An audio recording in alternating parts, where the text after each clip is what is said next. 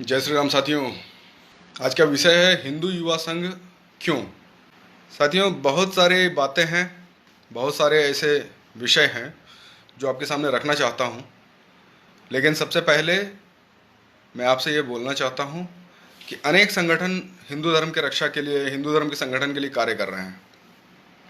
मैं आप लोगों को बहुत ही प्रामाणिकता से बताना चाहता हूं कि हिंदू युवा संघ हिंदू समाज में कोई नया एक अलग से गुट बनाना हमारा उद्देश्य नहीं है।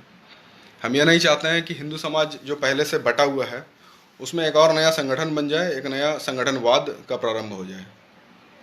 हमारा काम है हिंदू समाज का संगठन करना। जो हमारे आदि संगठक जिन्होंने हमें यह गुरु मंत्र दिया है, हम आज भी उनके आदर्श पर चल रहे हैं।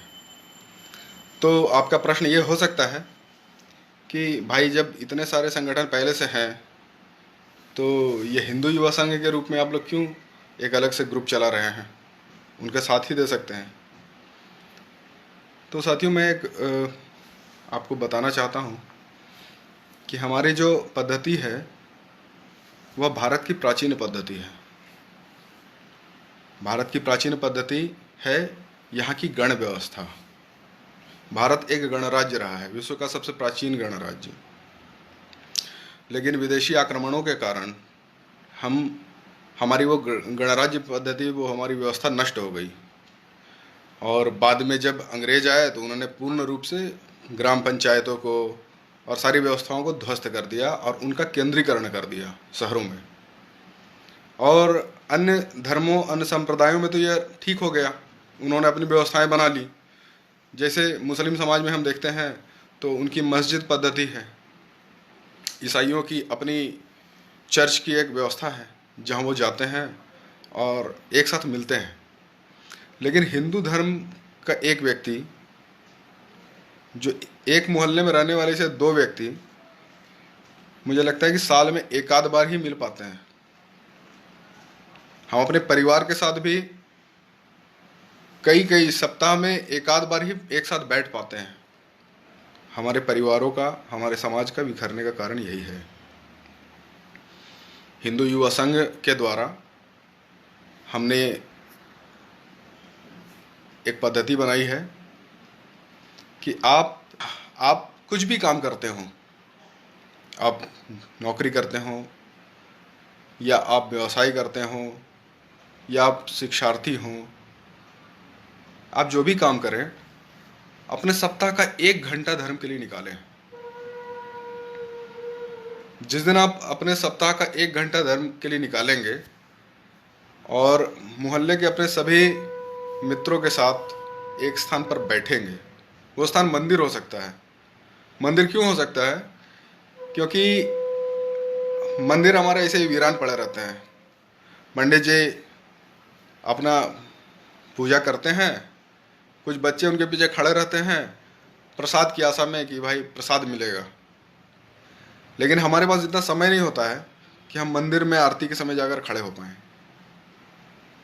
सही बात है, हमारे काम करने का तरीका, हमारा जो व्यवसाय है, हमारी जो नौकरी है, वो हमें उतना समय नहीं देती है कि हम रोज़ 1-2 घंटे अपने लोगों से मिले जुले, उतना समय नहीं है।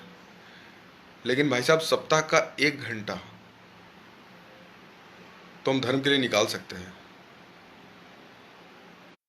अगर हम सप्ताह का 1 घंटा भी धर्म के लिए नहीं निकाल सकते, मतलब सप्ताह में 168 घंटे होते हैं, 168 आवर्स, उसमें अगर हम 1 घंटा भी धर्म के लिए नहीं निकाल सकते हैं तो हम क्या करने वाले हैं? सिर्फ सोशल मीडिया में जय श्री राम लिखने से कुछ नहीं होगा। हमारा समाज किस ओर जा रहा है? सिर्फ जय श्री राम बोलना, मार देंगे, काट देंगे, इसको मार देंगे, उसको काट देंगे, ये हमारे संगठन का काम नहीं है। हमारा काम है पहले अपने समाज को संगठित करना और साथ में हिंदू धर्म की शिक्षा जन जन तक पहुंचाना। हमारे समाज के जितने भी घटक हैं उनको धर्म की जानकारी हो, और जिनको जानकारी है उनका दायित्व बनता है कि हम उन्हें जानकारी दें। अब घर घर जाकर ये जानकारी नहीं दी जा सकती है, तो इसका एक माध्यम संगठन के द्वारा बनाया गया है कि सप्ताह के 1 घंटे अपने मोहल्ले के मंदिर में जमा हों और सब एक दूसरे से परिचय प्राप्त करें, एक दूसरे के साथ बातचीत करें।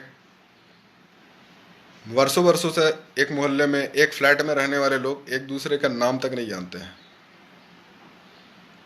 हमें थोड़ा प्रेरणा लेनी चाहिए अन्य संप्रदायों से। उनका क्या विषय है, वो क्या करना चाहते हैं, वो अलग बात है, लेकिन एक बार उनको देखिए। एक शहर में रहने वाला हर एक मुसलमान एक दूसरे से जुड़ा हुआ है। उसके अलावा हर ईसाई को भी आप देखेंगे तो वो एक दूसरे से कनेक्टेड हैं, और एक दूसरे से ही नहीं, अपने धर्म से भी कनेक्टेड हैं।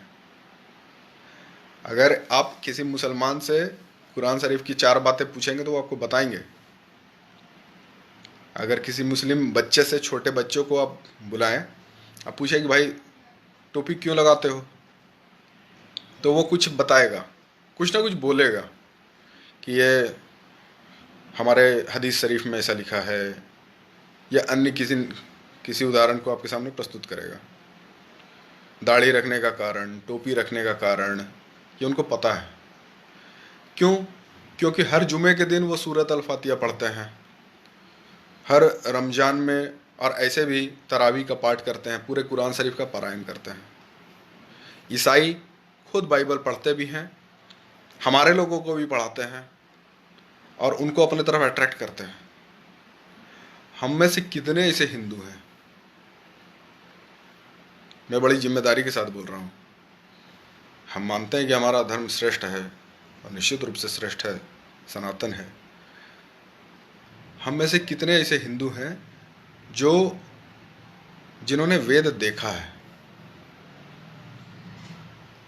कितने ऐसे हिंदू हैं जिन्होंने वेद पढ़ा है, रामायण पढ़ा है, श्री रामचरितमानस ही पढ़ा है, भगवत गीता की पुस्तिका 15 रुपए में आती है गीता प्रेस की। कितने ऐसे हिंदू हैं जिन्होंने भगवत गीता पढ़ा है? साथियों, जिनको हम जानते ही नहीं है, उनसे हमारी क्या मित्रता, क्या दोस्ती होगी? हम भगवत गीता नहीं जानते, हमें पता नहीं है कि उसमें श्री कृष्ण ने क्या कहा, और हम धर्म की रक्षा करने निकले हैं। अच्छी बात है, समाज में सैकड़ों संगठन आज खड़े हुए धर्म की रक्षा के लिए। मैं सबका सम्मान करता हूं और सबसे आग्रह करता हूं कि साथियों, आइए मिलकर सिर्फ धर्म की रक्षा के नाम पर सिर्फ नारे लगाने से और एक दूसरे से प्रतिस्पर्धा करने से कुछ होगा नहीं। जब तक हम समाज को उसके छोटे घटक के रूप में जोड़ेंगे नहीं। मैं फिर से ये बताना चाहता हूँ कि हिंदू युवा संघ समाज के अंदर कोई नया गुट नहीं है। निश्चिंत रहें आप लोग, यह समाज को संगठित करने का, समाज का संगठन है, समाज में कोई संगठन नहीं है। निश्चित रूप से आप सभी से आशा है कि श्रीमद् भगवद गीता कार्यशाला में हम लोग जुड़ेंगे, अधिक से अधिक अपने वीडियो बनाएंगे, और वीडियो बनाने के लिए भगवद गीता पढ़ेंगे। श्रीमद् भगवद गीता का जब अध्ययन करेंगे तो आपको ध्यान में आएगा कि हिंदू धर्म क्या है, हम मूर्ति पूजा क्यों करते हैं, बाकी सारे विषय तभी ध्यान में आएंगी जब हम उनको पढ़ेंगे, उनसे जुड़ेंगे। बहुत बहुत धन्यवाद। भारत माता की जय। जय जय श्री राम।